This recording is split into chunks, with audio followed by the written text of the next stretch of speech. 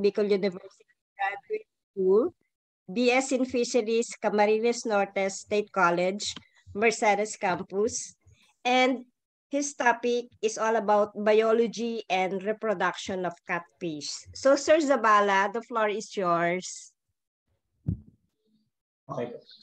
Okay, thank you po. Class, makinig kayo ha. Ma'am, excuse me po, naka-disable daw po yung screen sharing. Ay, sorry pa. Saglit lang po. Sir Zabala.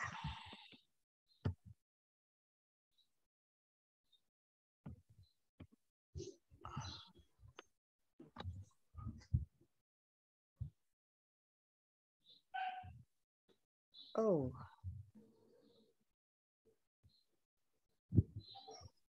Laser, saan ko makikita yon? Sorry. Sige lang po, okay lang po. Hindi ka pwedeng makapag-share screen, sir? Naka-disable daw po ma'am ng host, yung screen sharing po. Naka-disabled sa akin? Opo, sa host daw po. Ayan, sir.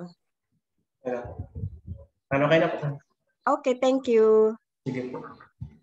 Medyo hindi teke ang ma'am eh. Okay, salamat po.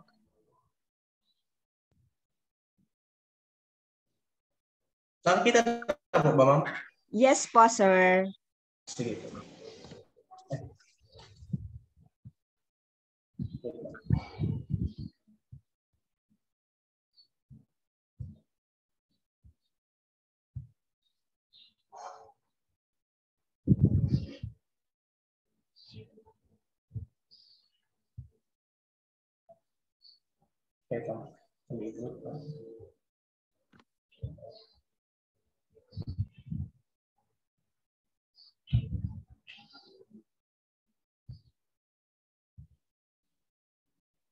Okay na po.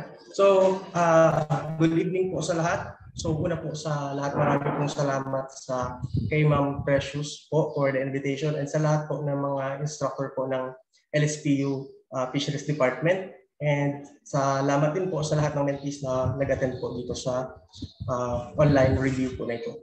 So, ako po si Joshua Jaira Sabala. Ongoing pa lang po ako sa master's degree ko po sa fisheries sa Bicol University. Second year ko pa lang po. And if you're just wondering, ano po ako ngayon? Law enforcer po ako ngayon. Pero kung iniisip niyo po kung bakit ito yung topic na i-present ko, ito po ay dahil ito po yung trabaho ko po last month. Galing po ako sa farm. Tapos nalipat po ako ngayon sa law enforcement po. So, ito po ay pinaghalong knowledge po galing sa NIFTDC Dagupan during my OJT and also actual experience po sa farm. So, tatalakayin po muna natin yung tatlong species po ng catfish na present sa Pilipinas. Unang-una po dito yung Clarias batrachus o yung walking catfish. Makikita po natin na freshwater species po siya. Pwede din po siya sa brackish and also considered as demersal and potamodromus. So pwede po siyang mabuhay kahit sa konting amount lang ng water in an hour. And pwede din po siyang maglakad. And ang kinakain po niya, yung mga insect larvae, earthworms, shells, shrimps, small fish, aquatic plant, and debris na nakita ko po sa pretest kanina na naandun. So hopefully, nakuha niyo po yung tamang sagot. And ang nakakagulat dito is recently rare, being replaced by introduced African walking catfish. So ito pong African walking catfish at latter part of my presentation, ito po yung bibigyang pansin natin sa artificial reproduction dahil ito po yung pinaka-common na kinakandak yung ganong proseso dahil ito pong sa walking catfish and sa native catfish natin, wala pa pong masyadong artificial reproduction na reported na masyadong successful compared po dito sa Clarias garipinus po na itatakel po natin maya-maya. So next po is yung Clarias macrocephalus o yung native catfish. So yung ano po niya, freshwater din siya. brackish, pwede din po sa brackish water, bentopelagic, and also Potamodromus. So yung distribution niya is Thailand to Vietnam. Introduced lang din po siya sa Pilipinas, China, Malaysia, and Guam. So lives in lowland wetlands and river. And katulad din po ng naunang species, can move out of the water using its extended fins. So cultivated on a small scale but attempts to farm it are increasing. Kasi nga po, ito pong catfish na to, Clarias macrocephalus, kaya po niyang makasurvive kahit po overcrowded sila. But kapag ang pinag-uusapan po natin ay makakapag-produce tayo ng magagandang klase ng fry and fingerlings, dapat po hindi sila crowded dahil nakaka-apekto po yun sa pag-develop ng kanilang eggs. And kapag nagkaroon po sila ng mga scars po na dahil sa, kasi highly carnivore sila, magkakaroon po ng sugat sila, so mai-infect po sila, maa-apektuhan po yung quality ng eggs. And remember, sa selection of breeders po natin sa artificial reproduction, dapat yung quality po ng breeder natin is maayos, walang sugat,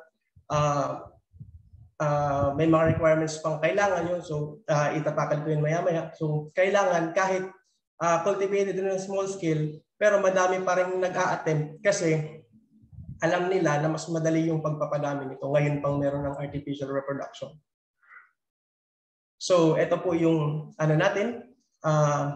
Dito tayo mag-focus maya-maya. So, yung Clarias garipinus. So yung bentopelagic siya. Yung pH range niya is 6.5 to 8. So introduce lang din po siya kagaya ng dalawang species natin sa Africa, sa Europe, and Asia. So omnivorous bottom feeders which occasionally feed at the surface. So bakit occasionally feed at the surface? Sila po kasi considered as bottom feeders talaga. But kapag binigyan mo sila ng pagkain, yung mga supplemental feeds natin, umaangat sila at yun, kinakain po nila yung mga feeds po na ibinibigay natin. So ganun po yung ginagawa namin dati sa farm. Kahit meron kaming mga fish and trays, meron kaming mga ang tawag dito, yung mga fish discards, nagpapakain pa rin po kami ng feed sa kanila. So yun part po yun ng ano nila ng pagpapalaki. So oviparous, spawning takes place during the rainy season in flooded deltas. So eggs are greenish. Incubations last little, about 33 hours at 25 degrees Celsius. So yung greenish na eggs po, good quality na siya. But mas good quality din po yung kapag brownish na po yung eggs niya. Yun yung magandang quality ng egg po. So mamaya makikita po natin yung picture dito ng brown eggs po niya. Okay. So ito, it is considered daw po as an important food in Southeast Asia. Dito po sa Pilipinas, napakarami na pong nag-venture sa catfish farming. Dito po sa area namin, sa Camarines Sur, sa Dagupan, alam po natin yan because Doc Wesley, paborito po niya ang catfish. And last exam namin, yung 2019 nga po, meron pong mga tanong about sa catfish. And hopefully makatulong po ulit ito dahil siguradong meron na naman ulit na lalabas about dito sa catfish na to. And sabi nga po niya, due to its suitability to Philippine conditions, kaya niya pong mag-adapt doon at makapagpadami. Ngayon pang meron ng mga dinedevelop na technologies and the presence of vibrant market. So ang iba po, di ba, iniisip na ang catfish, hindi siya masyadong magandang tingnan.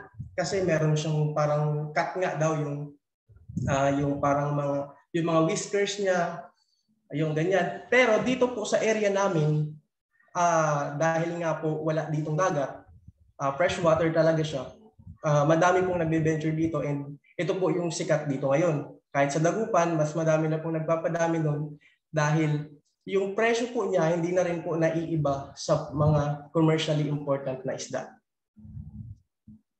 Yan po. Tapos meron po siya, kaya nga po nakaka-survive siya ng matagal sa kahit konting tubig lang or kahit walang tubig dahil meron siyang accessory air breathing organs. So according to Bruton 1979, Clay 1979. Yeah. So, bago natin pag-usapan yung artificial reproduction, i-discuss ko muna itong mabilisan yung natural reproduction niya. Although this is not easy to do, kasi mag-iintay po tayo ng months or kahit once year lang po kasi talaga ang natural reproduction niya compared po kapag nag-artificial reproduction tayo na ang isang babae po pwede po natin siya magagamit ng 3 beses sa isang taon. So after 4 months po, pwede po natin siyang gamitin ulit basta maayos lang yung pagkain niya, maayos yung water quality, tapos naaalagaan at nababantayan po natin siya. So sabi po dito, it shows a seasonal gonad maturation which is usually associated with the rainy season. So the maturation processes of C. garipinus are influenced by annual changes in water temperature and photoperiodicity, and the final triggering of spawning is caused by a rise in water level due to rainfall. So spawning usually takes place at night in the shallow inundated areas of the rivers and streams, lakes. Courtship and mating takes place in shallow waters between isolated pairs of males and females. So kahit po sa national reproduction, kailangan magkahiwalay yung male at female. Ganun pa rin naman po sa artificial reproduction natin para maiwasan po yung pagbabanggaan nila na nagkukos ng kanilang sugat na pwedeng mag-cause po yun ng mga disease, ma-infect po sila. Okay, so gonadal development and captivity. So continues po to. The female African catfish has fully developed ovary which contains ripe eggs the whole year through if kept in ponds and once the water temperature remains above 22 degrees Celsius. So the eggs of a ripe female make up to 15 to 20% of the body weight. So 15 to 20% po ng body weight ng egg niya. In general, the testis of a male is fully developed at an age 8 to 12 months once they reach a weight of approximately 200 grams. Okay, ito naman po yung mga characteristic niya. So, displaying an ill shape, meron siyang pectoral rays in the form of spine, and the pelvic fin normally has 6 soft rays. Yung head niya is flattened and the body is covered with smooth scaleless skin. So, yung smooth scaleless skin niya, hindi mo po siya kayang hawakan yung bare hand mo lang. Kailangan mong gumamit ng dry towel, yung makapal, kasi po yung pectoral fin niya, kapag natusok ka talaga nun, masakit siya. And natusok ako nun last time, parang yung sakit niya is tumagal ng dalawang araw, and sumama yung pakiramdam ko. So, kailangan po meron tayong dry towel na gagamitin pag hahawakan natin siya. Usually po sa artificial reproduction, gumagamit po kami nun. So they have 4 pairs of unbranched barbels. So yung 4 pairs na barbels na yun, yung meron tayong 1 maxillar on the vomer and 2 mandibulars on the jaw. So meron din tayong 1 nasal. So makikita natin na yung 4 pairs ng unbranched barbels nila is ginagamit po nila yan sa paghanap ng pagkain, mag-locate ng kanilang pagkain, and ginagamit po nila yan as yung pang-amoy nila, taste bud, kung tawagin. So, ito, meron din siyang accessory respiratory organ composed of paired pear-shaped air chamber containing 2 arborescent structure is generally present. So, pakitandaan po ng karakteristik niya dahil lumabas po yan sa time namin. So, meron po naman ako dito mga naisulat na mga related questions, yung mga na-memorize ko lang, and pwede ko din po silang i-share po sa inyo. Yan po. So, gusto ko pong magtanong muna sa mga mentees po natin na naandito. So, among the 3 species of catfish that has been discussed, which is widely used in artificial reproduction. So, paulit-ulit ko na siyang sinasabi. And gusto ko kayong tanongin kung anong species yun. Clarias garipinus ba? Clarias batrachus ba? O Clarias macrocephalus? O wala. Meron po bang sumagot dyan? Madaming sumasagot ng letter A. May sumagot ng letter C. Pero mas madami ang letter A. So yung letter C po na Clarias macrocephalus, meron po ng mga artificial reproduction na ganyan, but hindi pa po siya masyadong madami. Meron na po yan dito sa Bicol na nagkakandak ng artificial reproduction, and na-surprise nga po ako na yung Clarias macrocephalus ay gagawin na rin daw po ng artificial reproduction po dun sa farm na pinanggalingan ko. So maganda po na maipagpatuloy yun kasi alam po natin na napaka-importante ng mga ganitong species kasi syempre hindi siya mahirap alagaan. So, yun po.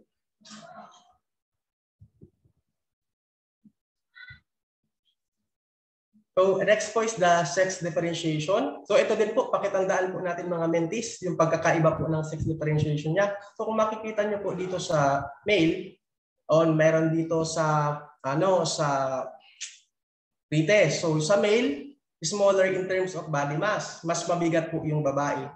Tapos, slender yung body mass, sexy siya. Pero lalaki siya, di ba?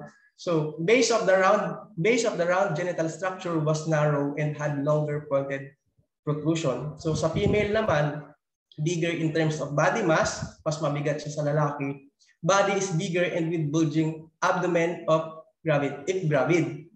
The base of the round genital structure was wider and had small round protrusion.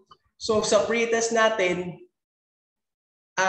parang ang nailagay doon na nakalagay doon is na na mali po doon is ito.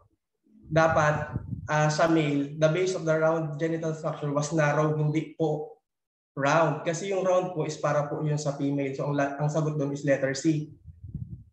Kasi baka may nagsagot doon ng ano.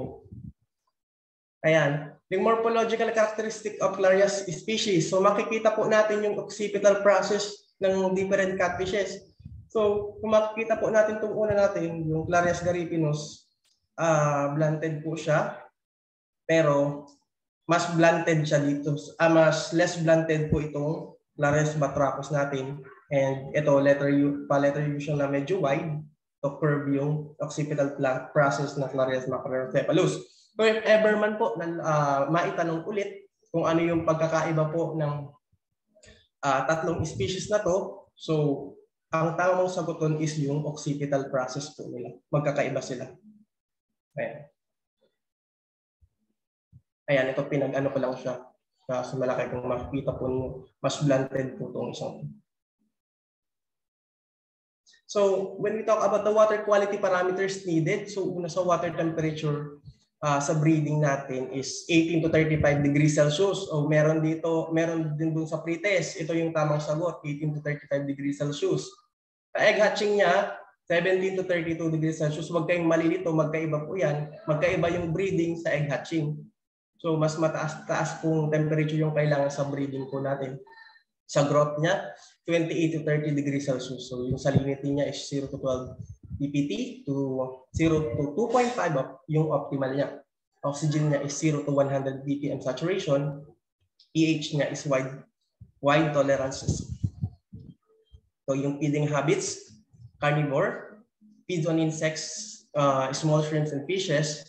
So, eto na, andun dito sa pretest. So, all of the above, yung saguton, if I'm not mistaken, kasi di ko siya masyado nang binasa, yung mga nasa choices. So, feed on aquatic insects, small shrimps and fishes, can also eat rice, bran fish, meal, trash fish, kitchen refuse, and formulated feeds. Catfish larvae feeds on zooplankton, moina, and lapnia, and can also be fed with newly hatched Artemia or BBS. BB brand shrimp. Ito na, pag-usapan na natin ngayon yung broodstock management. So, meron po tayong 3 sources of breeder. We have from market, wild, and pond. So, the catfish gathered in wild brought in the market should be reared or conditioned in tanks for 2 to 3 months to attain the maturity age of catfish, which is less than 7 months for male and less than 1 year in female. So, yung mga binibili po natin sa market, hindi po tayo nakakasigurado ng good quality na siya. So kailangan po natin siyang i-rear sa condition ng tanks for at least 2 to 3 months para ma-attain natin yung maturity age niya. Kasi hindi natin alam kung napakain ba yun ng maayos, kung naalagaan ba yun ng maayos, or kung maganda na ba yung quality ng eggs niya. So we have to cannulate first yung eggs po bago po natin siya mag-undergo ng artificial reproduction. So kailangan greenish to golden brown po yung eggs niya. So, 7 months for male and less than 1 year in female. So, yung ratio po niya is 1:1. So, selection of good broodstock is quite essential because the quality of fingerlings depends on the broodstock. So, yan po yung importansya ng pag-select po natin ng good broodstock. Nakadepende yung quality of fingerlings, nakadepende din po yung quality ng eggs, and kapag lumaki siya, makaka-assure tayo na maganda po yung quality ng catfish po na mag-produce po natin. Ayan. So, ano nga ba yung industry spawning ng African catfish? So, ito, as a summary po niyan, kino-condition po natin yung environmental parameters para makapag-achieve tayo ng greater control of fry production. Kasi kung aantayin po natin yung natural reproduction niya, matagal, aabutin tayo ng ilang buwan, and meron namang ganitong technology, so bakit natin hindi ito i-try yung artificial reproduction? So mas mataas po yung survival rate niya compared po dito sa natural spawning na mas mababa po or mas mabagal yung survival rate. Okay, so in the wild, the fish is spawned in small streams, so the fish does not have, however, spawn on its own in captivity. Ito pa lang, it doesn't spawn on its own in captivity. So spawning must be induced by injecting mature females with hormones. So the eggs from the females are removed while milk obtained from the reproductive tract of sacrificed males are introduced. So the resulting catfish larvae can be fed with newly hatched BBS and water fleas 4 to 5 days after hatching. So after more than 1 month, the fingerlings can be transferred to grow out. So ano lang po to, brief na nilagay, pero meron pa po tayo dyan na explain ko siya ng maayos. Parang inano ko lang, summary ko lang muna. Ito na. Una is the preparation of pituitary gland for inducing catfish. So makikita po natin ito yung pituitary gland po niya, PG, yung tawagin. So PG po yung ginamit namin. Meron pa po tayong mga ibang hormones na pwedeng gamitin, but this time ginamit po namin is PG, pituitary gland ng male catfish po, African catfish. So maliit lang po siya. Kailangan po nating biyakin yung cranial bone po nung head po ng catfish para makuha po natin siya. So gagamit tayo dyan ng cutter, tapos slice, yung ganyan. Ito, una, cut the head of the donor catfish. Then cut open and remove its lower jaw to expose its cranial bone. O mamaya, meron akong picture dyan ng cranial bone niya kung paano siya kunin, yung pituitary gland. So gagamit tayo ng cutter para mabuksan yun.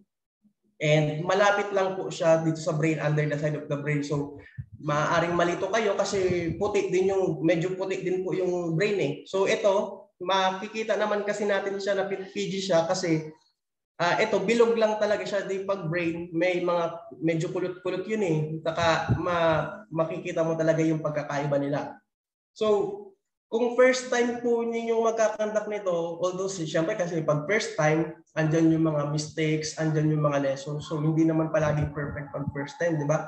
So, kahit kami noon, nag-fail din kami, nag-attempt kami ulit, yun, medyo okay na, hanggang sa maging okay na talaga siya. So, PG is located at the back of the brain. It is color white with the size of that of a mustard seed. Maliit lang talaga siya. So, kailangan ang lalagyan mo niyan talaga is either kulay black or yung makikita mo yung puti talaga. Kasi pag nilagay mo yan sa kulay white, maaaring hindi mo siya makita kasi kulay puti na nga siya eh. So, using a forceps, take out the PG and wash it with distilled water. Distilled water po yung gagamitin ko natin. Ito po. Important reminders. So cover the head of the breeder with a wet towel in order to keep it quiet during the injection of hormones. Kasi pag hindi po natin yung pinover, magpupumiglas po yun. And kailangan talaga natin ng wet towel. O pwede, kahit dry nga, pwede tayong gumamit. Kasi para mahawakan natin ng maayos. And be careful lang doon sa may parting pectoral fin niya kasi baka masugatan kayo. O, ganun. So females are injected in the afternoon, evening, and are kept in holding facility. So kami noon, nag-inject kami at around 6 p.m. and nag-stripping kami niya ng 5 to 6 a.m. in the morning na siya. So kinikap namin siya in holding facility. So yung ina-inject po namin na babae, ilalagay po namin siya sa isang holding facility na mag-isa lang po siya. Kasi kapag may kasama siya, may tendency na ma-stress siya, maglaglagan po yung mga itlog niya. So sayang. So kailangan mag-isa lang siya and hindi siya doon may stress. Lagyan po natin ng cover yung holding facility niya para hindi po siya masyadong ma-stress po doon sa environment na naandun siya. So fill the syringe, insert the needle on it, and empty the syringe again into the mortar. When this is possible, you can start to inject the fish. So ayun, dudurugin po natin yung pituitary gland, tapos lagyan po natin ng konting tubig, tapos ilagay na po natin yung tawag dito. Ilagay na po natin sa syringe po yung concentration. Then i-inject na po natin siya sa intramuscular injection po siya. And the speed of the process is dependent upon water temperature. So the higher the temperature, the quicker the eggs ovulate. So meron ako dyang table, nakalagay yung mga temperature and kung gaano siya katagal mag-ovulate, kung gaano siya kabilis, tapos yung interval ng hatching hatching sa fertilization, tapos dun sa stripping, tapos sa injection. Makikita po natin dun yung sa table. Ito na po yung mga inducing hormones po natin. Una, yung HCG o the human chorionic gonadotropin. So yung dosage niya is 3,000 IU to 4,000 IU per kilogram. So magagamit po natin yun ng 4 na beses. Kung 3,000 to 4,000 po yung IU niya. So kasi 1,000 IU per kilogram po yung gagamitin natin. But sa amin po, hindi pa po kami niya nakapag-try. Kahit dun sa dagupan, ang ginagamit po talaga dun is African catfish, yung lalaki. Yung na-sacrifice po. Pero hindi naman po natin masasabing nasa-sacrifice siya kasi syempre, nakakain naman po siya. So it allows diversification. Pwede nyo siyang gamitin as as para makapag-provide kayo ulit, produce kayo ulit ng catfish fingerlings. Pwede nyo, then pag nakuha nyo na yung PG, pwede nyo siya ulit kainin. So hindi naman siya sayang. So yung latency period niya is around 16 hours. Ito naman, pituitary gland extract ng carp. So 6 to 9 milligrams per kilogram, 17 hours naman yung latency niya. Yung Ovaprim, globulin is 0.5 ml per kilogram, 8 hours din siya. Tapos ito naman po, yung fresh PG gland of African catfish, 1:1 dose, 8 hours, but dependent pa rin po siya sa temperature. So mas mataas nga pong temperature, mas mabilis po yung latency period. So 1 dose is equals to 1 kilogram donor per 1 kilogram of breeder. So pakitandaan din po nito dahil minsan sabi ng mga nakarang batches po na nag-exam, lumalabas din daw po. Ito na yung mga procedures natin. So kung makikita nito, meron tayo dito mga materials po natin na ginamit. Meron tayong dissecting kit, meron tayong syringe, meron tayong distilled water, meron tayong scissor, meron tayong dry towel. So una natin na yung selection of breeders. So nakatakan ko na ito kanina. Kailangan 7 to 8 months older po yung lalaki and at least 200 grams. Sa babae naman po is not less than 1 year. So preparation of materials and facilities. So kailangan bago tayo mag-start ng artificial reproduction, kailangan handa muna yung mga materials and facilities po natin. Ayan, andyan po yung mga materials na gagamitin po natin.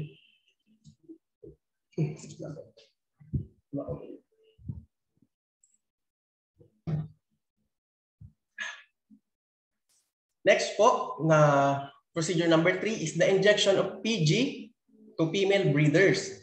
So makikita po natin, ito po, ganyan po yung position niya, intramuscular injection. So in our artificial reproduction, we use PG of African catfish where the male breeder is sacrificed that lasts up to 14 to 18 hours before the female breeders can be stripped. So ito dependent talaga sa temperature bago siya. Then, after ito na, stripping of eggs, after 12 to 14 hours, stripping of female breeders was done. It is carried out by gently pressing their abdomen with the thumb from the pectoral fin towards the genital papilla, and the eggs will push out easily. So dito po sa pag-strip natin ng eggs, kailangan careful tayo, hindi mabigat yung kamay. Gently press lang po yung abdomen niya. And bago po natin siya ma-strip, mapapansin po natin na pagkuha pa lang natin yan, kapag maganda po yung quality ng PG na nakuha natin, pagkuha pa lang natin ng breeder natin, naglalabasan na agad yung eggs niyan na hindi pa lang ini-strip. So, importante din na maayos or gently lang din po yung pagkuha natin sa female breeder natin para hindi po masayang yung mga eggs. So, kapag meron na pong lumalabas, malapit nang lumabas yung dugo, itigil na po natin yung pag-strip kasi yun po yung magsisimula ng pagkabugok po nila. Kahit maganda yung quality ng egg, kahit maganda yung quality ng pituitary gland, kapag nahaluan po yan ng dugo, mabubugok pa rin po yan. So importante po yun na maging aware tayo doon. Ito naman is the preparation of spermatozoan solution. So, prepare the male for the collection of testes. So, cut the belly part to obtain the reproductive tract. So, make a horizontal slit at the coilomic region to expose the testes. Clean the sperms using distilled water to remove the attached blood stain and macerate the testes. So, ito naman, next na step natin is yung fertilization. Yung ina-add na po natin yung macerate sperm dun sa nakuha nating mga eggs. So gagamitin, i-shake natin siya using feather to the bowl to mix the warm water and mass egg. So kailangan natin siya is haluin ng maayos para ma-fertilize po siya. So at least 2 to 3 minutes po para ma-fertilize po siya ng maayos. Then the incubation of fertilized eggs. So the eggs are slowly spread out to the hatching trough to prevent, ito po yung hatching trough namin, itong maliit na to. To prevent the stick together of eggs. Once the fertilized eggs comes out in contact with water, the egg starts to swell and become sticky since catfish eggs have a sticky layer. So kapag nailagay na natin sa hatching trough, pag hiwalay natin siya, at least 1 layer lang po siya. Kasi kapag 2 layer siya tapos nabugok po yung nasa ibabaw niya, maaapektuhan na po yung mga katabi niya. So mas madaming hatching trough, mas better. Kasi ang talagang standard yan is 1 layer lang sa kada hatching trough. Kasi kapag dinagdagan mo pa yan sa ibabaw, ayun na nga, kapag hindi maganda yung panahon, matagal yung hatching rate, tapos hindi pa maganda yung kalalabasan kasi maaaring mabugok po yan kung tumagal po yung pag-hatch po. Ito po yung bad and good testes. So ito po yung bad testes, maliit lang siya. Ito usually 4 to 5 months pa lang po ito. Itong bad testes na ito na yung sinasabi natin na 7 to 8 months or higher. Parang meron siyang mga ugat-ugat dito. So ikinakat po natin yan para lumabas po yung niya. Tapos maihalo po natin sa na eggs. Yan po yung good testes. So kung meron sa inyo magtatanong kung okay lang ba na mas madaming testes or kahit isang babae lang tapos 2 testes ang gagamitin or galing sa 2 lalaki, pwede po. Dahil mas maganda pa nga po yun eh. Mas madaming testes, mas madali po siyang makakapag fertilize and mas maganda po yung kalalabasan. Ito na po yung sinasabi ko kanina na golden brown. So ganyan po yung itsura niya. Ito transparent na to. So the ovulated eggs are more or less transparent. So if flattened, 1 gram contains approximately 600 eggs. So 1 gramo, 600 eggs.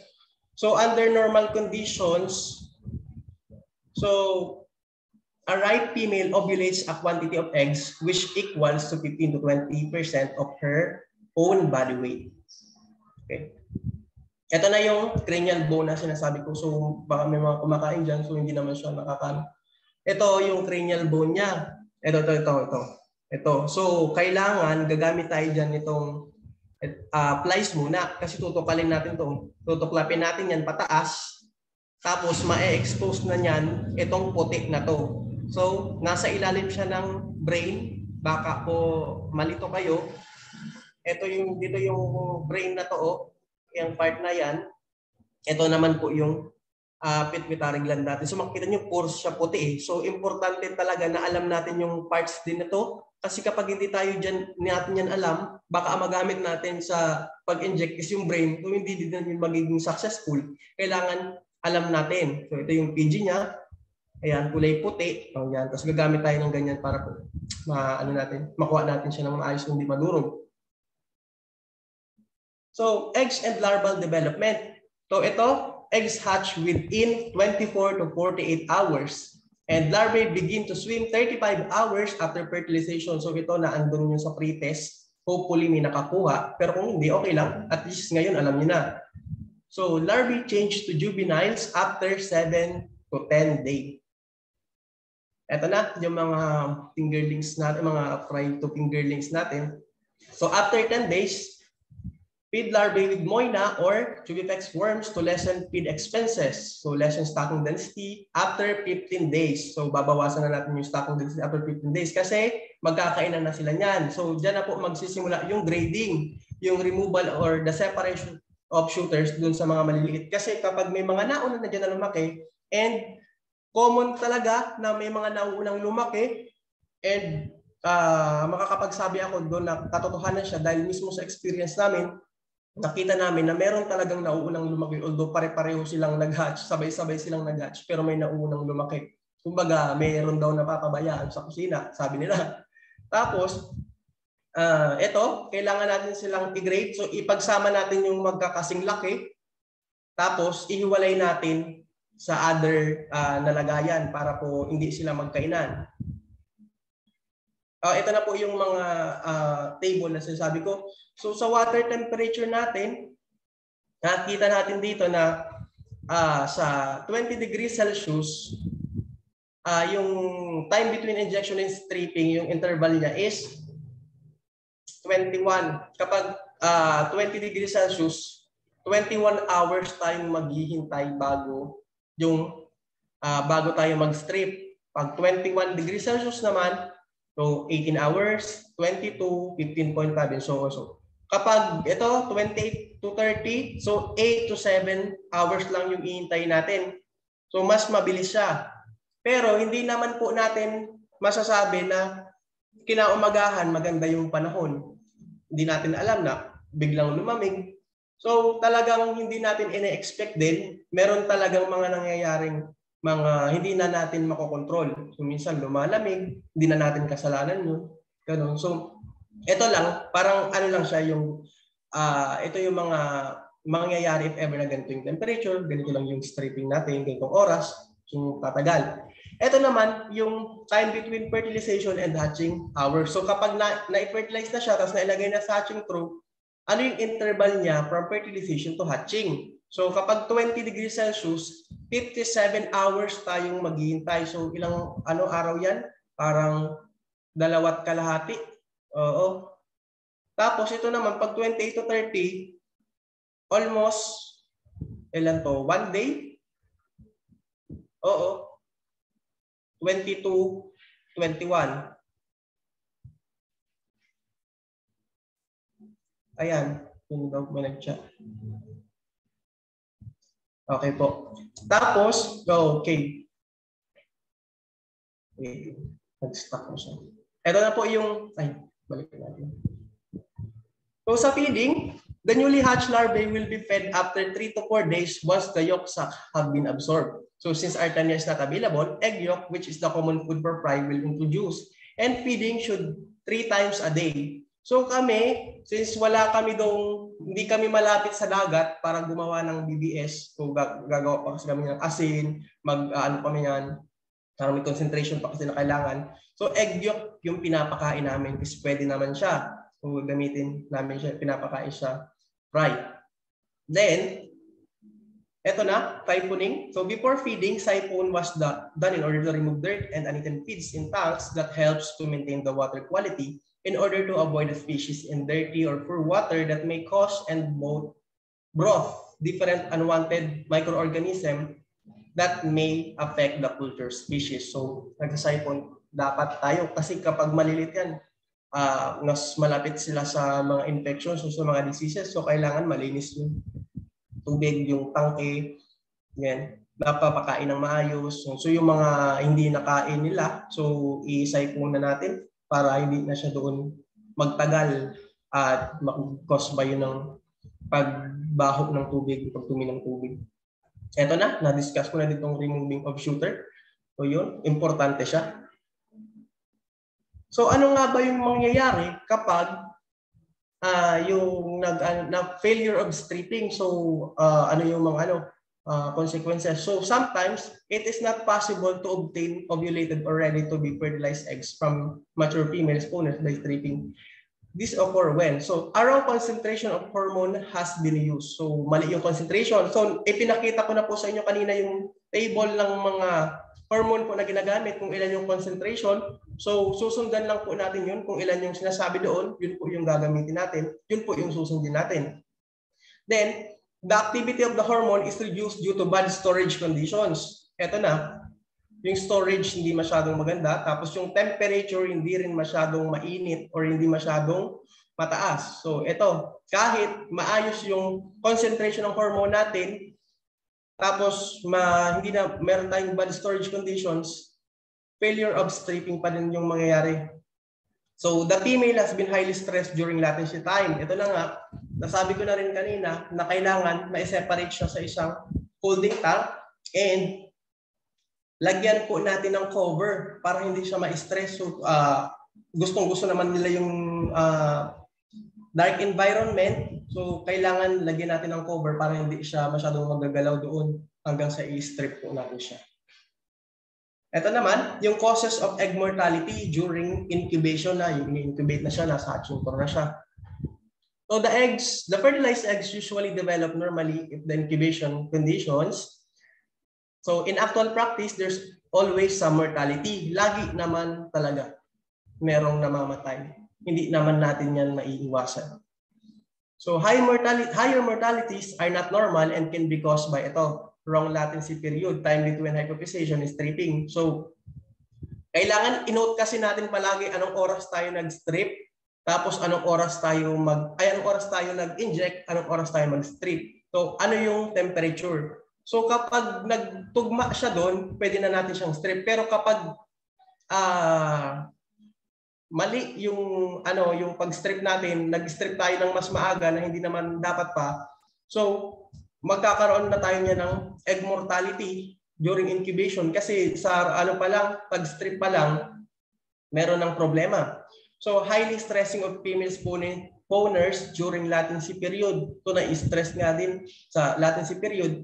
Yeah. So, incubation of more than one layer of eggs per incubation tray. Ito yung sinasabi ko kanina na dapat isang layer lang siya. Kasi kapag nag 2 to 3 layers na yan, tapos mabubok na yung nasa ibabaw, nasa pangalawa, apektado na yung mga katabi niya. Or worse, apektado lahat. So, mas maganda, mas maraming hatching crew para mas yung resulta ay mas maganda, mas mataas yung survival rate niya. And ito for incubation conditions. Tama din discuss. Ito na, yung larval rearing technique. So, inflowing water ensures water quality requirements and replaces the used water permanently. So outgoing water removes the accumulated metabolites and feed remnants. So fish are concentrated in relatively small, easy to control area. So, andito lang sila sa may gilid niyan. Pinakain nila yung mga yoksa nila, yung mga tira dyan. Tapos eto na ngayon yung mga malalaki. Medyo malalaki na. Tapos eto na yung after 2 months, 1 to 2 months, ito na siya, ganito na siya kalalaki. So, bakit nga ba catfish culture? Madaming nagtatanong kung bakit catfish culture. Pwede namang tilapia culture. Mas madali, bangus culture. So bakit catfish culture? Ano yung mga advantages niya? Unang-una, good price in the market. Hindi na po siya nagkakalayo sa mga presyo ng mga commercially important fishes natin. Dito sa area namin, so mas prepared siya. Pero hindi ko naman sinasabing mas prepared siya sa ibang area kasi ito kasi fresh water. Sa iba, malay mo, di ba? Ang naandun sa kanila is dagat. So, ang kinakain talaga nila, sanay silang kainin is yung mga isda na galing sa dagat. So, dito, sanay sila sa fresh water fishes. So, madami ditong nag-venture sa ganitong culture. And ito, easy culture. Ito nga dahil hindi mo kailangan ng masyadong malaking space para mag-venture ka sa ganito. Basta lang maayos yung tubig mo. Kahit nga hindi maganda yung quality ng tubig, but then kailangan pa rin natin i-ensure yung good quality kasi nakadepende nga doon yung broodstock na gagamitin natin pag nag-artificial reproduction na tayo. So it can tolerate poor water quality, palatability of its states, allows diversification. Ito na nga yung sinasabi ko kanina, yung pwede natin siyang gamitin as food kapag nagamit na natin yung lalaki as na isacrifice na natin. And pwede mo pa siyang ipagbili sa market kung ayaw mo naman. Then low maintenance, and ito needs small space. So ano nga ba yung mga challenges in catfish culture? na experience po ng ating mga farmers. Una is fish prey losses to fish farmers. Sunod naman yung infections. Mga infections, hindi natin maiwasan kapag sobrang dumi na ng tubig. Kahit kami noon, kakapalit lang namin ng tubig noon, kinaumagahan, merong mga sugat yung mga isda namin. Dahil pala doon yung sa water quality na andun yung tubig, talagang kailangan na pong malinisan po nung kinukuhanan namin ng tubig kasi meron na siyang mga hindi mga palawang, mga ganun. So, hindi siya maganda. So nalinisan naman yun. So after na maayos na ulit siya, hindi na ganun yung nangyari. So nagamot naman namin yung sugat. Kaya nakapag-produce pa rin kami ng magagandang quality ng catfish fry na ibinibigay po sa ating mga fish farmers, especially po dun sa mga nag-aquaponics kasi mas mabilis po siyang lumaki and hindi siya masyadong kailangan ng mahal na mga pagkain. So ito, electricity niya, kailangan din ng electricity, especially po sa mga fry po natin, kailangan may aeration. So kailangan po magbigay ng electricity para po yung water continuous po siyang umiikot. And sa security niya, kasi di natin alam na meron palang poachers, meron mga magnanakaw minsan. So kailangan meron tayong mga nakahanda dyan na nagbabantay tayo palagi. And minsan nakaka-escape kasi siya, lalo na yung mga malalaki, nakaka-escape po siya sa mga lagayan nila, nakakalukso siya, especially kapag maulan. So one time na-experience ko yan, naulan. Tapos mataas naman po yung lagayan namin, nakapag-escape pa rin siya doon. So kung hindi kami nag-alam, baka naabutan niyo ng umaga, namatay yun. Kasi naka-escape siya doon sa kinalalagyan niya. Yung mahalagang iikutin mo talaga siya time to time. And ito, good quality stock. Kung mahihirap maghanap ng good quality stock ngayon, kahit kami noon nahirapan kaming maghanap. Nakarating kami sa ibang provinces, nakarating din kami sa ibang regions, nagtatanong-tanong para makapaghanap ng good quality stock. And thankful naman at nakakuha kami ng maayos. And gayon, hindi na kami bumibili ng good quality stock kasi mismo yung mga napalaki namin, yun na po yung gagamitin sa sunod naming artificial reproduction. So hopefully maging successful po siya sa kahit wala na ako doon dahil alam ko naman na maganda yung patutungan po ng ganong project. So as to the conclusion, siguro ito na yung pinaka-last, pero hindi pa to ang end nito dahil meron pa ako siyang presentation na ipe-present sa inyo after nito. So as to conclusion, quality breeders produces quality eggs. So pag maganda po yung quality ng breeders, edi maganda din yung quality ng eggs. So mas mataas na water temperature, mas faster yung eggs na ma-hatch. So size grading is important to avoid cannibalism. So female spawners should be stress-free after hypopization. So ito po yung mga conclusion namin. Though maaaring ang iba sa inyo mayroong mga experiences dito sa catfish culture or nakapag-OJT sila sa iba. So maaaring may mga ibang conclusions sila dahil kami hindi pa naman gaanong katagal. But then ito yung mga conclusion na isulat po namin. So ito, nag-end na yung first presentation ko. Marami pong salamat and good luck on your examination. So proceed tayo sa next natin na. So okay pa po ba kayo dyan? Baka po meron na dyang nagugutom na. Okay pa po ba ang lahat? Hello po. Okay pa po. Okay pa po. Okay po. Sige po. Sige po. Sabay-sabay tayong magugutom. Ay, sino nga po yung nag-host po kanina? Ma'am, meron po bang naka-perfect po kanina sa pre-test po? Sir, wala sa akin yung tawag yan. Hindi ko siya ma-open. Na kay Ma'am Precious po. Ay, na kay Ma'am Precious po. Opo, sige, sir. Sige po, i-chat ko na lang po si Ma'am Precious kasi may pa-surprise tayo. Yes Kami po. naka-perfect. Sige po. Sir Joshua. Yes po, ma'am. Good evening po. Good evening po. Ma'am Patet po ito. Curious lang po, pwede po bang gumamit ng ibang isda as donor for PG? Ma'am, yes po. Good evening po. Yes po, pwede po ma'am gumamit. Example is common carp po, ma'am, yung PG po niya. Pero yung ibang ano po, halimbawa, gagamit tayo ng ibang isda like tilapia, bangus. Hindi pa po siya, ma'am. Wala pa pong mga study na ganun. Carp lang po ang pwedeng gamitin. Common carp, to be exact. And PG ng African catfish, human chorionic gonadotropin, and yung Ovaprim po na nabibili po siya online. Around 3,000 po ang isang ano niya, isang bote na maliit lang. So 4 na beses po natin yung pwedeng magamit po. Yes po. Opo. Yes sir, thank you. Ano kaya yung imitation ng tilapia for donor ng PG? Oh, ma'am, wala pa po tayong masyadong ano dyan, masasabi kasi hindi ko din po mamalam pa. Hindi siya feasible kaya? Or ano?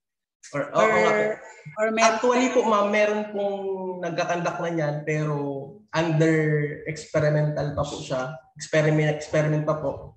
Hopefully mag-success siya dahil mas maganda yun. Po. Kasi ang tilapia, hindi, mas fast growth siya and mas maganda yung kalalabasan kapag meron po na. So may potential, ano po? Opo, meron pong nagkakandak yun. Hopefully maging successful. Okay, thank you sir. Thank you din po. May mga question pa po ba bago po tayo mag-sunod? Kasi yung ipe-present ko na pong sunod is tips na po siya, hindi na po siya related dito. Yung tips na lang po on how to ace the board exam. So meron po ba tayo dyan na mga katanungan? Ako po, sir. Yes po, ma'am. Sige po. Sir, di ba po nabanggit niyo po na mahirap nga po yung good quality food stock? Opo. Ngayon po, sir, meron po kasi kaming fish farmer po dito sa municipality po namin na nanghihingi ng assistance po sa akin. Opo. And one time po, nag-try po kami mag-open ng male catfish. And then, Opo. hindi po pala ibig sabihin, ay hindi po pala dahil malaki siya maganda na rin po yung quality ng test niya. Opo. Ngayon po, paano po natin ma-identify or masasabi na yung catfish na ito is maganda yung test niya para po sana maiwasan na hindi na mai-sacrifice lahat nung mga isda po. Opo. Yung mga lalaki po. Okay, ma'am. Thank you po, ma'am. Napakagandang tanong po niyan. Okay. Kahit malaki siya, hindi pa talaga natin may ensure na maganda yung quality ng isda. Although po yung ratio natin is 1:1, but it is much advisable na mas madami po yung test na gagamitin natin. Pwede po tayong gumamit ng 2 to 3 po na test para po mas mabilis yung fertilization. Mas maganda po yun. And by ensure natin na yung fertilization mas mabilis and yung quality po ng fingerlings na mapoproduce natin ay maganda din. Depende na rin doon sa eggs po. Kaya magka-cannulate muna po tayo niyan. Dapat makita natin yung greenish or golden brown na eggs. So yun. Hindi naman po dahil sabing 1:1, yun, mag-stick na doon. Yun lang po yung pinaka parang standard. Pero pwede pa rin po tayong gumamit ng at least 2 to 3. Kapag minsan po kasi maliliit po yung mga test po ng male catfish natin. So kami po noon, gumamit po kami noon ng at least 2 kasi may maliit po doon. Meron naman po medyo malaki po kaming ginamit but then hindi maganda yung quality niya. So ganun po dapat ang picture. Di ba po meron po ako kaninang ipinakita na ano niya, yung itsura. Dapat ganito yung itsura niya. Kahit malaki pa siya, kung hindi naman ganito dapat po, parang meron siyang mga ugat-ugat, something. Kasi ito, hindi pa siya magandang quality. Kahit malaki pa siya, kasi mali mo, napakain lang yun na napakain. Naiwan lang sa kusina. Yun po, ma'am. Okay po, thank you po. Thank you. Sige po, ma'am. You're welcome po. Meron pa po ba tayong mga tanong dyan habang po may ano pa tayo, no oras? Okay lang yan. May mga tanong pa po ba tayo dyan?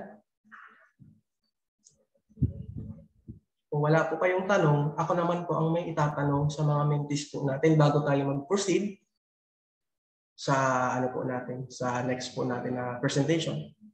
So, kumusta kayo mga mentees? And sa tingin nyo from 1 to 100%, ilang percent na yung alam ninyo or ilang percent na yung mga nare-read nyo about sa bago kayo mag-exam? So, ilang percent na kayo ngayon at this month of April? So, meron pa kayong May, June, July, August, September. So, 5 to 6 months to prepare.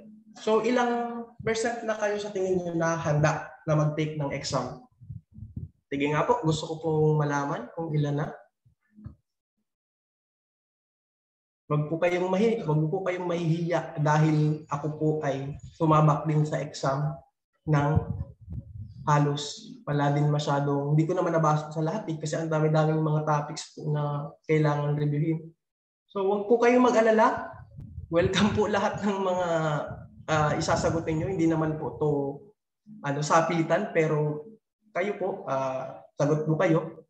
And i-share ko po sa inyo lahat ng reviewer ko po na naandito. Basta po mag-PM lang kayo kasi yung iba po, meron tayong mga balita na ipinagbibili po yung mga reviewer natin and nakakalungkot yun kasi eto nga tayo, di ba, nagtutulungan para at least naipasa nyo yung exam ng free, ng walang bayad. Yan. So hindi po maganda na may nagbebenta nun. So ako i-share ko po siya sa inyo maya-maya, including yung mga notes ko mismo na natandaan ko sa exam and yung mga past exams na natanungan ko sa mga nauna sa amin na batch. Ganun. So mag-PM lang po kayo sa akin. Wala pong problema yun. Basta wag lang po tungkol sa pera kasi problema ko din po yun ngayon. Ayun, may nagsagot dito na sabi daw niya, sabi niya ay 40%. Wow, congrats ma'am. Medyo mataas na 'yon sa ngayon. Then 23% na stock knowledge. Ay, yan na. Sabi ko sa inyo, ang stock knowledge napakalaking part niyan pag mag-e-exam na. Kasi yan, stock knowledge niyo. Parang bonus niyo na yan eh. Kapag merong lumabas diyan na kabilang sa stock knowledge niyo, nakakatuwa na alam nyo yung sasagot. Matutuwa talaga kayo. But then, kailangan nating maintindihan na hindi lahat ng question sa board exam ay identification. Walang ganun. Kailangan alam mo talaga yung sa biology, alam mo yung species na ganito, yung biology niya, sa subject, sa capture fisheries, ano yung related niya sa relation niya sa aquaculture, yung mga ganun. So okay lang yan, kahit 23% pa lang, mahaba-haba pa naman na preparation. Merong 30%, si Ma'am Sara, si Sarip. So okay lang po yan, madaming buwan pa po tayong maghahanda. Okay, may nagtanong ng, Sir, sa Facebook po kami mag-PM, so relate. Sige po, sa Facebook na lang po, ang Facebook po ay ito. Mag-PM po kayo at sasagot, send ko po sa inyo. Mag-PM po kayo kasi hindi po ako nag-answer nag-PM kasi yun po yung kadalasan po na may mga nagbibenta and nakakalungkot lang. Yan po yung Facebook account ko and re-reply po kayo kapag hindi po ako busy. So may tanong pa ditong isa. 100% na daw po si Ma'am Hershey. Baliw. Ito pa, ilang percent daw ng distilled water sa solution? So sa amin po, yung ilang percent, sa amin po, kailangan 3 ml po, di ba sa syringe, 3 ml po siya. Wala naman po percent na kailangan, basta po madurog po natin yung isang PG. Tapos, maano po natin, na nasa 3 ml na po. Kasi yung ano naman po, yung tubig, hindi naman po siya makakatulong dun sa fertilization. Ang makakatulong po dun ay sa pag-strip, dun sa pag-strip po natin ng eggs para mas mapabilis. Ang makakatulong po din palagi is yung yung pituitary gland. Kapag naman po sa ACG, ayun na po, meron na pong concentration doon. Hindi na po tayo dun gagamit ng tubig. Gumagamit lang tayo ng tubig dito sa African Catfish PG kasi hindi naman natin siya mailulusot ng isahan yung mga PG kung hindi tayo gagamit ng tubig. So, yun po. So, may mga questions pa po ba tayo? Ay, hindi po ako mabait na bata. Hindi, joke lang. Nag-accommodate naman po ako hanggat free. Kasi syempre, ang aim natin, mas mapadami yung fisheries professional po sa bansa. So, mag-question lang po kayo. Wala pong masama doon at libre naman po. May isa pa po yung sa body slime, ano po yung organ na nagpo-produce nun, sir? Ay, yung sa body slime po niya, yung catfish kasi wala siyang scale. So, ganun talaga, parang defensive mechanism nila yun para hindi sila hindi sila agad-agad mahuli.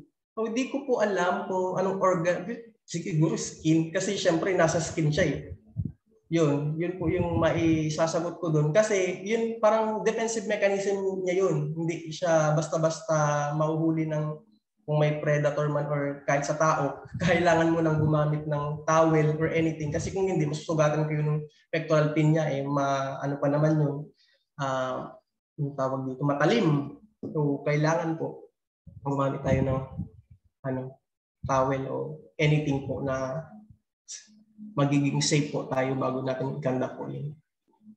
Ayun, sabi po ni Ma'am Hershey Slime Glands, si Ma'am Hershey po ay roommate ko po iyan sa exam. And magkaiba lang siguro kami ng set. Yun, kaya ito. Salamat din, ma'am, for inviting me here. Salamat po. Yun, Slime Glands daw po. MSU dyan sa Eugene. Meron pa po tayo ditong mga katanungan or anything?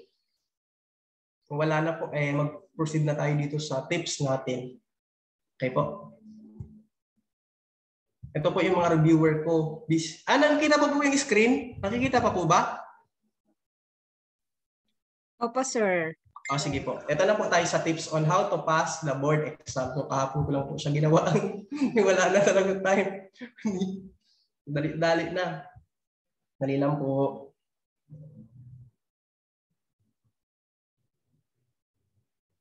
So, tips on how to pass the board exam. Ito na yung mga tips. Magbibigay ng tips naman yung basta, bahala na.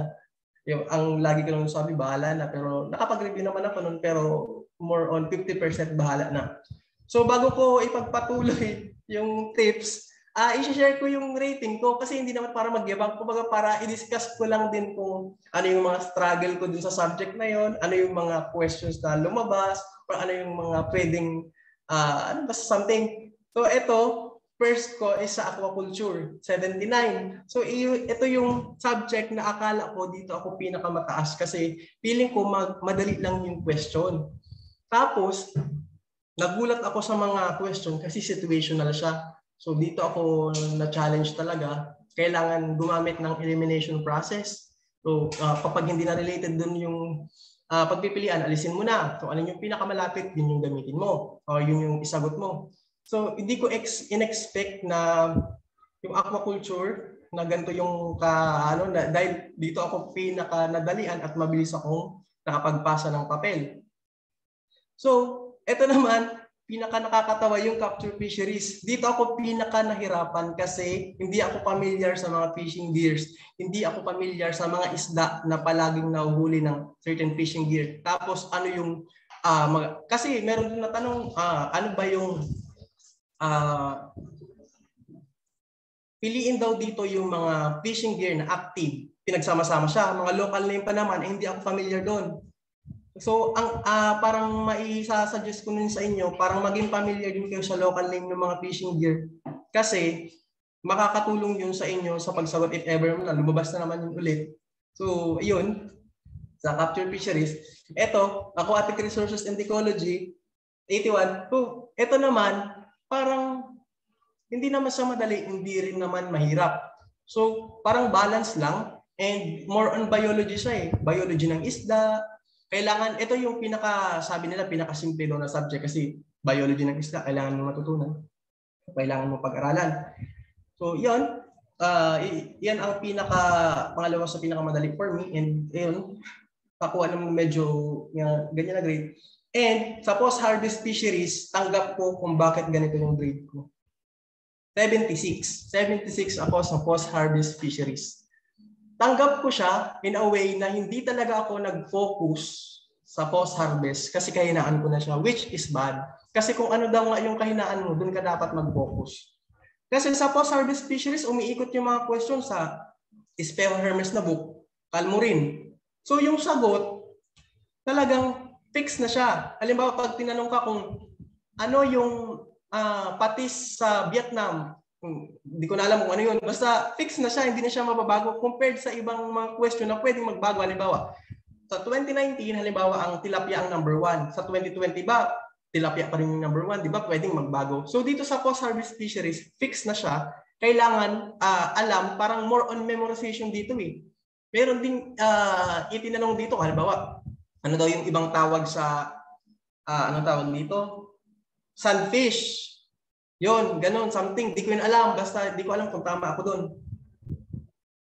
Ganyan. Oo, tapos, opo, tama po. 100 items per area. Yan, tama po na puro 84% na lahat. Plus 84. Yan po yung, ano namin, board top notcher that we never had. Di Ma'am Hershey na napakagaling yan. Humble lang din yan. Tapos may mga reviewer lang din yan. Kung gusto nyo po mag-share mag-ask sa kanya ng mga reviewer, meron din po yan. Mabait po yan. Pwede nyo po yung malalapitan. Meron din po ditong naka-join si Sir Marnel Alberio. Nakita ko kanina. May mga reviewer din po yan. And lecturer po siya last Saturday ata o Monday. And madami din po yung reviewer. Nasa CPF siya ngayon. Under shrimp of culture, ganyan, diseases. Yung kung gusto niyo po magtanong sa kanila, yan mga kaibigan ko po yan, mga magbait po yan, wala po yung bayad. Pag nagpabayad po, ano mo po, ireklamo po natin kasi bawal po yan. So, yun. Yan po ang kwento ng aking board exam. Nakipag-dismissal lang din po ako sa katabi ko niyan kasi hindi ko na po alam kung ano po yung isasagot ko. Ewan ko kung andito yung katabi ko dito. Katabi ko nung sa exam. Pero never mind. Kapag ingay-ingay namin nun. Okay. Ito na. Yung mistaken beliefs about learning when studying for boards. Una, believing that being good at subject is a matter of inborn talent rather than hard work. Ito, kahit alam mo sa sarili mo na magaling ka, na may talent ka sa ganitong bagay, if you never put a lot of hard works on the things that you want to do or to pursue, to pass the board exam, yung ganyan, hindi mo yun makukuha. So, kailangan mo mag-exert ng extra effort para makuha mo yung goal mo. Hindi naman sasaba ka sa exam, kahit tingin mo sa sarili mo, magaling ka, alam ko to.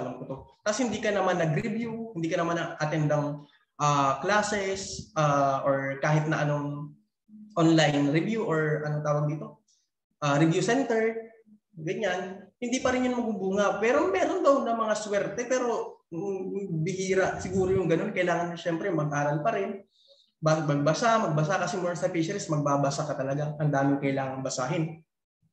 Ito, next, assuming that learning is fast. So, akala ko din, assuming that learning is fast, kasi akala ko alam ko na lahat. Tapos sumarap ako sa question ng ibang subject, aquatic resources, ecology, and capture fisheries. Hindi ko pa pala alam lahat. So malaki yung disappointment ko sa sarili ko. So isinishare ko sa inyo ito kasi learning is not fast. Minsan, ako kasi, mas gusto ko mag-memorize. Ito, memorize ko, ba? Scientific name ng bangus. Chanus. Scientific name ng ng gandang isda. Kabisa ko na yan. O yan. Lumabas siya, di alam mo yung sagot. Tapos, ganyan. Tapos, meron naman akong mga kinakabisang mga concept na hindi ko talaga naiintindihan. So, merong time na itinanong siya, parang pinapa-elaborate, hindi ko talaga siya naiintindihan, kinabisa ko lang. So, hindi ko rin alam yung isasagot ko. So, kahit na i-memorize mo yung isang concept, kailangan mo pa rin siyang intindihin. Kailangan mo pa rin siyang basahin, intindihin para kahit tanungin ka, alam mo yung isasagot mo, hindi yung na-memorize mo lang siya. Magkaiba kasi yun. Dali lang po at ako'y mainom lang ng tubig. Ay, mali.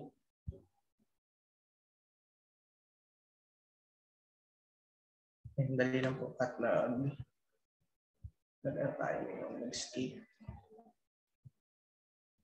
Ayun po. Okay, next is thinking that knowledge is composed of isolated facts. So, ito, kung alam mo lang na, kailangan kasi nagbabasa ka. Kasi, di ba yearly, nagpo-produce tayo dito nagpo-produce po ang PSA ng mga reports. Yan, may mga nababago, minsan may na number 1, biglang na number 3 na lang, may number 2, biglang number 1 ulit siya. So kailangan mong magbasa ng mga research, yung mga bagong publish. So 'di ba meron tayong NFRDI website. So yun, may mga research doon, pwede niyo siyang basahin and i-download yung mga yung mga research doon na makakatulong sa inyo sa kung ano gusto nyo magbasa, magbasa kayo doon, libre lang naman yung i-download. So, yun.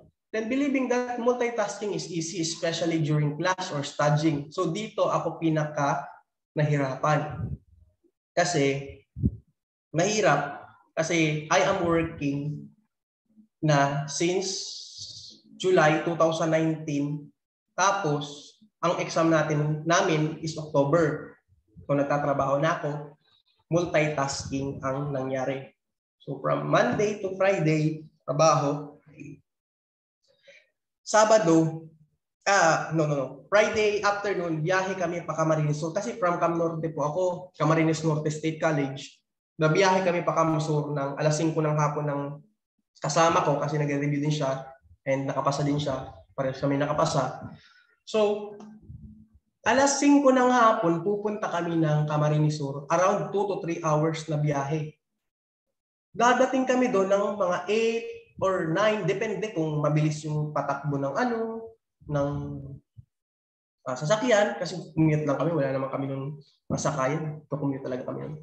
Tapos, Saturday ng umaga hanggang 8 to 5, review yun.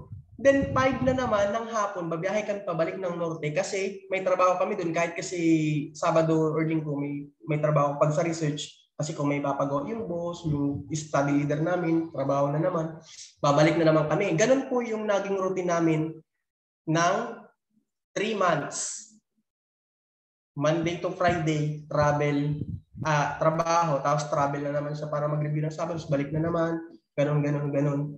Tapos minsan maapektuhan talaga yung pagkain mo, maiging emotionally drain ka, hindi mo yun kontrolado kasi nagmumultitask ka. So it's a matter of sacrificing things kung gusto mo talaga makuha yung isang bagay. And nung lumabas na yung result at October 29 ata yun ng 2019. So, hindi naman kami kasi nung nag-aalam kasi hindi ko yun masyadong inisip. Sabi ko mag-relax. Pero yung paghihintay ko nun, 5 araw bago ilabas yung result. So ako, sabi ko, hindi ako makakain ng maayos. Hindi ako nakakapag-isip ng maayos. Stress talaga ako. Hindi ako makapaglabas-labas. So yun. Tapos, hindi namin alam na yun pala yung result yung araw na yun. So, busy kami sa research, ginawa namin yung mga pinapagawa. Tapos biglang tumawag sa amin si Sir, yung study leader namin. Tapos sinabi sa amin na nakapasa kami, yun, ganun. Hindi pa sa amin nagsisink in kasi hindi namin nakita kung totoo ba. Baka ako pa naginip lang or what.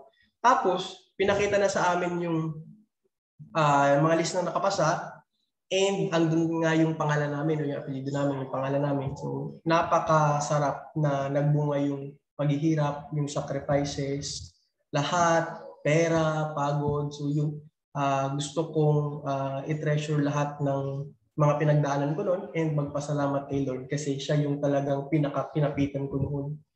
Talagang apektado ako kahit sa family ko, hindi ako makapag-open up kung kumusta ba ako because takot ako na hindi ko magawa, na hindi ako makapasa.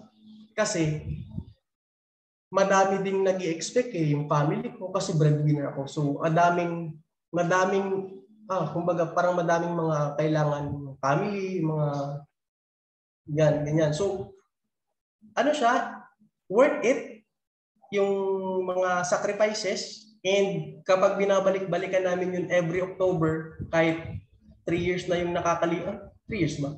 3 years, 2019, 2022, 3 years, ang sarap-sarap sa pakiramdam. Parang bumabalik ulit yung araw na nangyari yun. So, ayun. So much for the kwento. Napapahaba na. Baka meron sa inyo nagugutom.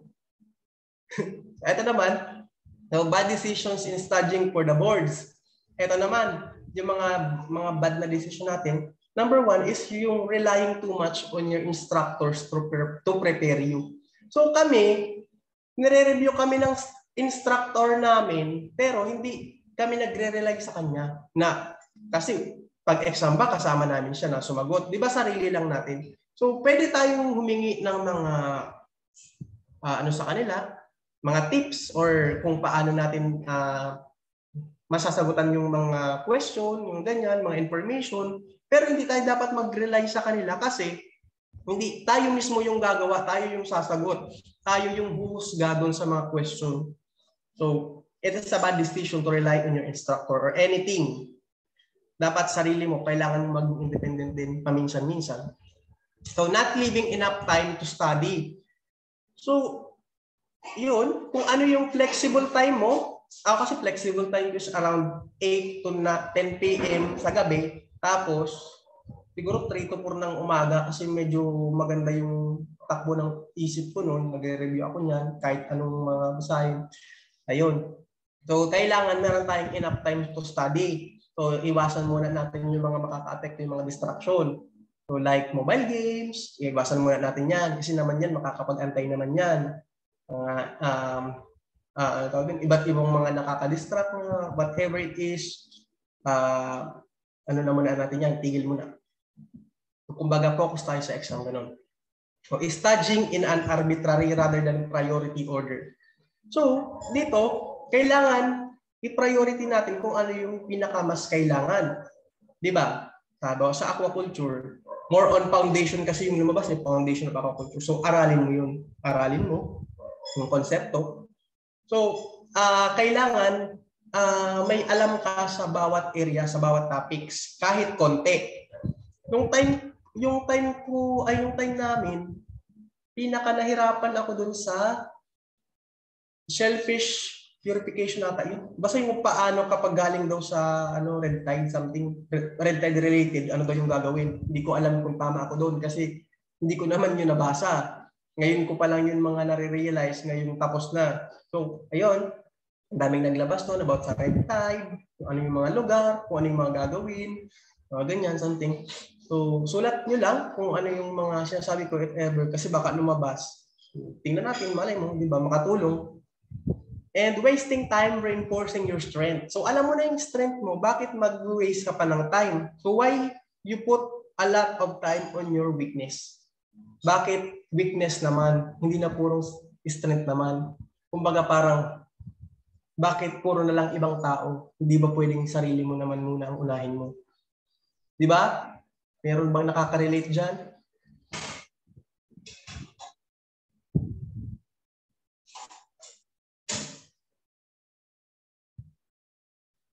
Okay. Next is using passive strategies. Yung mga nakalipas na, huwag nyo nang ibalik. Huwag nyo nang balik-balikan. Kasi kung naiintindihan nyo na, bakit kailangan nyo pang balikan? Diba, ang hirap balikan ng mga lumipas na dahil hindi na natin yung naibabalik pa. So, yun, kailangan mag-aral tayo palagi. Kung gusto natin yung memorize, kung yun ang gusto natin, basta maintindihan natin yung konsepto, sige, yan kung saan tayo mas angat or mas parang ito yung edge natin, sige, kung ano yung klase ng learning style natin, sige, yun ang gawin nyo. Kasi kung doon kayo komportable. And not testing yourself on the material. So after the review, after mo mag-review, try to assess yourself kung alam niyo na ba o kung hanggang saan ba yung alam niyo. Halimbawa sa isang topic, nag-review ko sa foundation ng aquaculture.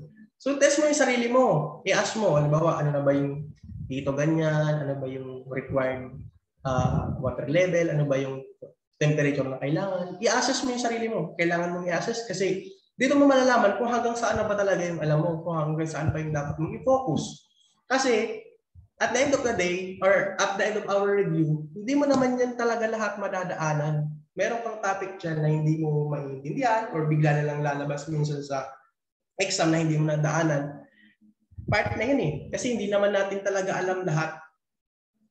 I mean, parang madaming mga information na hindi naman natin mababasa ng ganun-ganun na lang.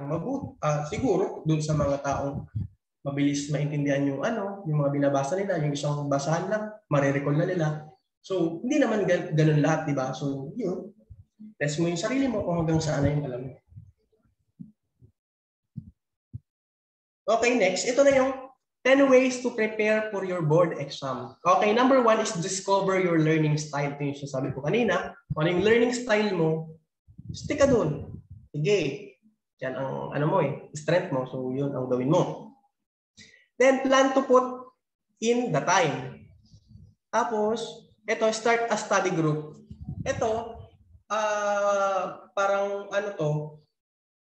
advisable to doon sa mga nagre-review na gusto nila na may mga kasama. Kapag meron silang group review, sige, start a group study. Meron kayo doon brainstorming. Halimbawa pala ito, yung sinasabi niya, nire-review niya, hindi nyo pa pala alam o di malalaman nyo. Kasi ito namang nag-share sa inyo, may alam ka pala na hindi niya alam, hindi malalaman niya. So yun ang kagandahan ng study group. Nagkakaroon kayo ng brainstorming. Then avoid burnout. Kapag stress ka na, kapag feeling mo wala nang pumapasok sa utak mo, magpahinga ka, matulog ka, mag-relax ka, maglakad-lakad ka. Gawin mo kung anong gusto mo kasi stress ka eh. Hindi naman magpa-function yung utak mo kung stress ka na, kung pagod ka na. Kailangan mo pa rin magpahinga kahit pagod ka na. Lahat naman napapagod, di ba? Kailangan natin ipahinga yan. Ito na, exercise during your breaks. Yung sabi pa nina, try to test yourself kung hanggang saan yung alam nyo. Next is take advantage of mobile resources to study for board. Meron kayong cellphone, meron kayong internet, tapos may Mobile Legend. Ay, hindi pala. Huwag kayong mag-Mobile Legend habang nagre-review kasi nakakasira yan. Anong mga mobile games dyan? Or Mobile Legend ako pagkatapos na. And yun, magandang desisyon. Tapos yun, find a better study environment. Kung yung place mo ay maingay, hindi yan ma-absorb ng utak mo yung nire-review mo. Try to go to a place na peaceful, o sa kwarto mo kung mag-isa ka lang, sa isang sulok na walang masyadong ingay. Ganon. So yung better study environment para at least relax ka yung utak mo, focus lang. Prioritize challenging subjects. Ito na nga yung kamalian ko. Nag-focus ako dun sa feeling ko, ito yung strength ko, dun ako nag-focus. Hindi ako nag-focus sa post-harvest na challenging lang sa akin. Kaya ang ending, accepted ko yung rating ko. Focus po tayo sa mga challenging subjects. Kung saan kayo mahina, dun kayo mag-focus. Madaming buwan pa naman ang gugulin nyo para mag-review. And alam ko na mababasa nyo pa man naman yung mga topics na pwede nyo pang mga mabasa. O yun, meron naman ako mga review na pwede ma-share sa inyo. If ever na kailangan nyo or mag-PM lang kayo, ganun. Prioritize challenging subjects. Then, get enough sleep. Matulog kayo ng tama. Kasi makakapag-function ng utak ko yan kapag maayos yung tulog nyo. Kapag natulog lang kayo 2 to 3 hours, hindi yun maganda sa pakiramdam. Kahit aminin nyo man sa hindi, kailangan yung matulog ng maayos, ng tama sa oras. And ito na, ulit lang to, test yourself ulit. Ito, attend a review center course. Parang ito, online review, nag-attend kayo for the preparation. Pero kung hindi nyo talaga kaya, self-review will do. Pero kung may time kayo na free naman yung gaya nito, so attend lang kasi libre naman makinig. Tapos may mga brainstorming naman if ever na may mga queries kayo, questions, ma-address naman. Then prayers. Siyempre magdadasal kayo. Sana pag-exam na, ikaw na mismo parang wala ka ng control doon, si Lord na lang. Magdadasal ka sa Kanya ng ayos kung ipapasa kanya muna lahat. Kasi nasa kanya na eh. Judgment day, gano'n yung sinasabi. Then, mag-review at home. Kung may free time ka, sige, review pa sa bahay nyo. Basta yung, better environment. Then, visit the exam center 1 day before the examination para ma-familiarize kayo dun sa exam center nyo. Hindi yung ma-visit kayo sa mismong exam na, di ba, i-stress kayo, hindi nyo mahanap yung pangalan nyo, hindi nyo mahanap yung lugar. So, ako, hindi ko binisit po yung exam center kasi yung kasama ko naman, si Ma'am Mercy, alam naman po niya yung lugar. So, hindi na namin yung binisit. Nag-visit na lang po kami sa Kamay ni Jesus bago po yung exam. Doon kami nag-pray ng mga kasama ko. And yun, nagbunga naman ng maganda.